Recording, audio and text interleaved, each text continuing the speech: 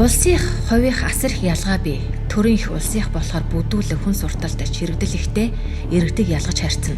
Улсын эмнэлэгт өвчтөй гэдгээ нотлох улсын сургууль цэцэрлэгт хүүхдэд зодуулчихгүй шиг сургахыг хичээнэ. Улсын сургуулийн багш нар хүүхдийг зайл, өөр сургууль шилж гэж дарамтлан чимхэн зодно.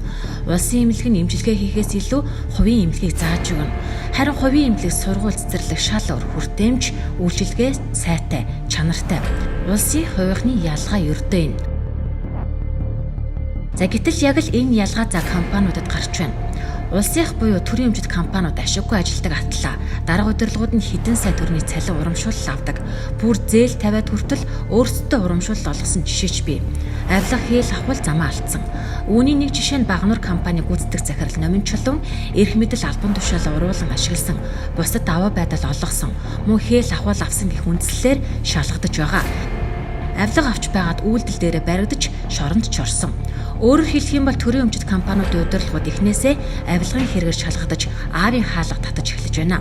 Тэд яагаад төрийн өмчит компаниудын үйл ажиллагаа сайжруулах, ашигтай ажиллуулахад анхаарч ажилдаггүй вэ? Яагаад гэвэл төрийн хүчраас. Төрд байгаа компаниуд ашигтай ажилдаггүй. Харин хажууханд нь дампуурах шахсан үйлдвэрийг босгож хэдэн тэр бумын ашигтай ажиллуулж байгаа хувийн хөвшилж байх юм. За ганц үгээр тодорхойлбол төрийн хяналтгүй, хувийн хяналттай. Хяналтгүй учраас ууж идэж өрөнд таран хийж төсвийн мөнгөө засаж байдаг. Улс төрчдийг угждаг тэдний бизнес эдэмждэг газар болчихсон. Ийм байхад төр өмчтэй байх хэрэгтэй ч юм уу?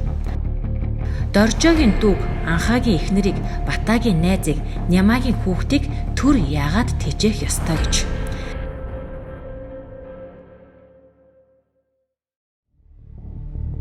Ингэж улс төрчдийг цаашлаад гадныхны гар хөл болгосныг төрийн мөнгөөр тэжээж байснаас хувь шилжүүлээд зах зээлийн гормоор ажилласан нь дээрсэн. Мапын сүлжээ болсон төр, муу менежер атлаа бас дээрэнгүү нэгэн аж. Одоо байгаа төрийн өмчит компаниудынхаа өршөөрөг дийлэхгүй, авилга хийл хавхуулын хэрэг дараагүй байж хувийн хөвшлээс булааж авахтаа гарамгай юм. Магадгүй өнөх улс төрчдийн тэгжээгч болохоор зэхэж байж мэдх юм. Ийм төрд өмч хэрэгтэй юу?